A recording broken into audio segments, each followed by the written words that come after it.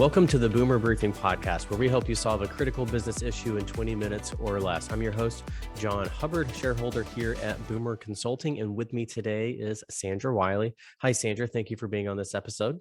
Great to be here.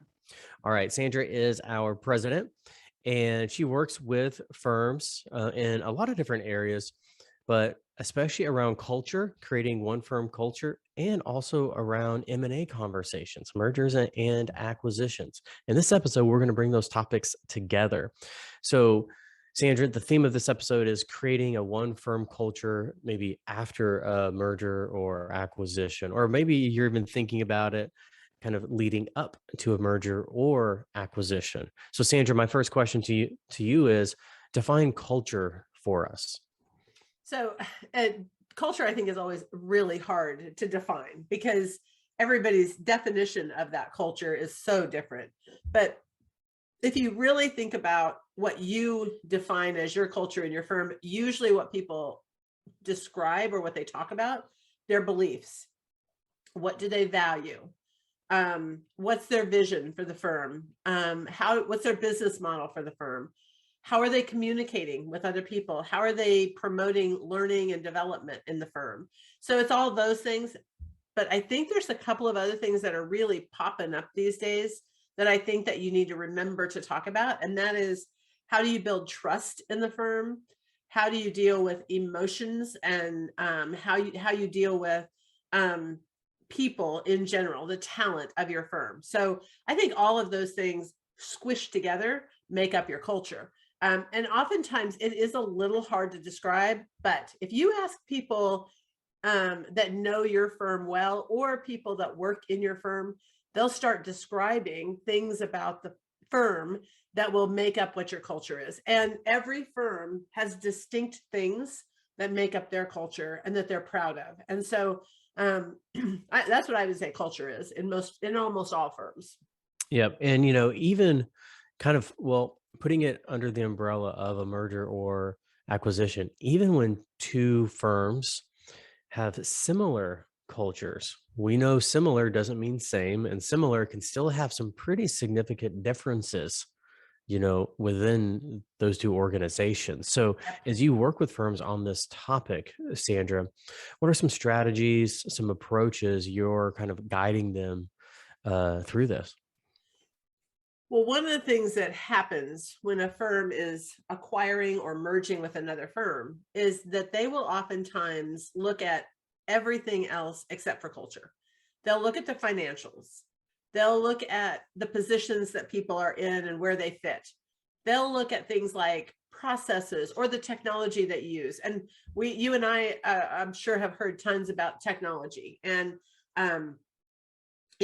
the go in and plug and play and what are you going to use? So they've talked about all that. What they have not talked about is, what does my culture look like here? And what does your culture look like? And will they mesh together? When we talk to most firms about why a merger demerged or you de-acquire somebody after a year or so, it's almost always our cultures did not fit.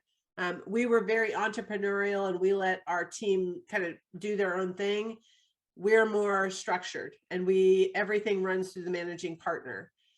We have a vision for the future that we want to have a firm of the future that looks like this. We have a culture that we have a firm of the future that looks like this. And they're like, they go in different directions.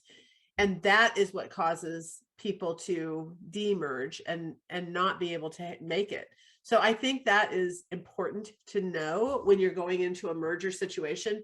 Have conversations. And you even have to have a deeper conversation than just, we're very entrepreneurial. And the other team will go, or the other firm will go, we are too. Okay, but what does entrepreneurship mean to you? Does it mean that everybody's working together as interdependently, or is everybody independent? Because that's the things that make things tough after you get together. In my opinion, the financials are easy. The technology, simple. I mean, that's just stuff you figure out, right? Process is simple. It's a lot harder when you start thinking about how people are going to work together and how they're going to be when they're together in the firm. So so That's what I would say about what they should be looking at and what maybe they aren't looking at today. Yeah. And, you kind of listed those other areas, processes, technology, and all the financials and, all that other stuff, which is important and it's factored into the, M&A conversation. But all of those areas are largely influenced by culture. Yeah. So they're almost a symptom or a manifestation of the culture. How is your culture playing out in your processes? How's your culture playing out within your technology? How's your culture playing out within your financials and where your revenue model or how your business model's built? All those things. So that's why I think what you're talking about here is so important because it's such a big umbrella topic. You know, um, Obviously this topic can take a while to work a firm through. So I'm going to throw you a hard question to have Okay. you give a general answer. But how do you typically facilitate those conversations happening? You're saying they need to have those conversations, but a lot of firms bring you in to help with that. How do you facilitate those conversations? I think there's a couple of ways that are pretty effective. First of all, I really believe that there is almost no joining of two firms together that are completely what you will hear is we're going to join our two cultures together and we're going to take the best of both and we're just going to be all one big happy family, right? One firm almost always wins in that tug of war, and that's what it becomes. People don't like to give up the things that they like about their culture, so usually there's one dominant and one more secondary. Some of the secondary culture pieces might be blended in, but usually one firm becomes dominant. So as we're working with firms, doing surveys ahead of time with all of their team members about what they like and don't like about their cultures, looking for defined ways that they fit together, the things that fit and the things that don't.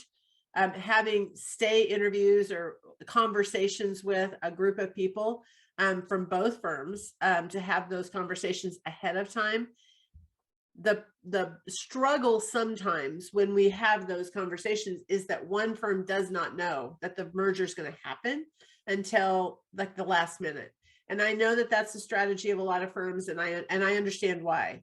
But as soon as you can possibly know that you're going to put the two firms together, you should start having conversations or someone.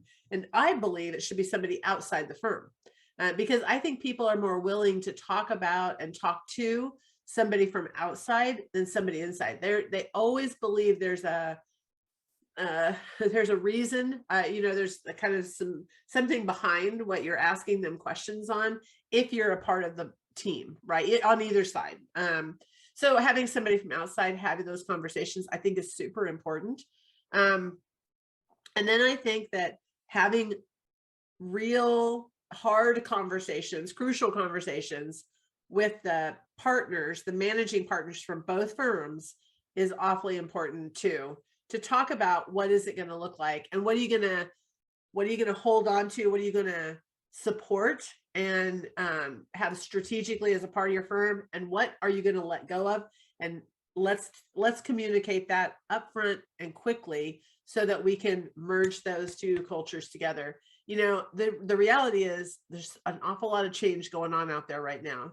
And so our cultures are kind of shifting anyway due to outside forces, but it shifts again when there's a merger involved. So I think that it's a lot of communication and it's a lot of transparency and it's a lot of hard conversations Yeah. that really make the difference.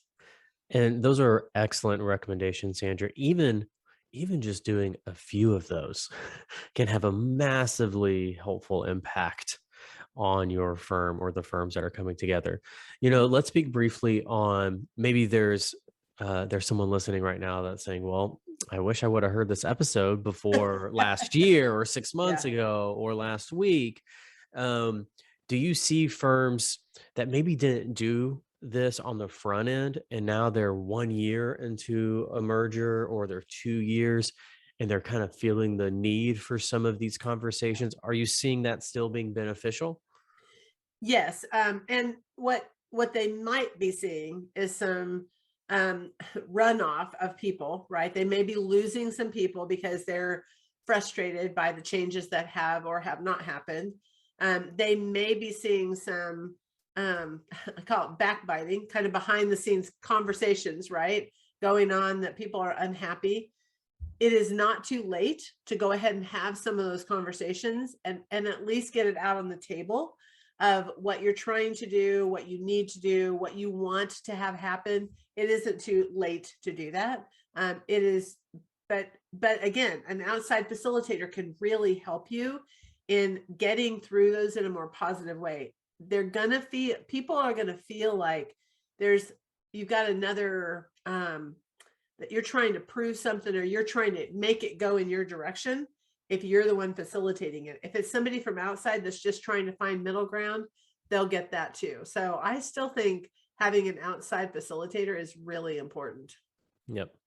All right. So as we wrap up our conversation for this episode, Sandra, what's your kind of next best step you would recommend someone take if they want to maybe apply some of the techniques you've discussed here?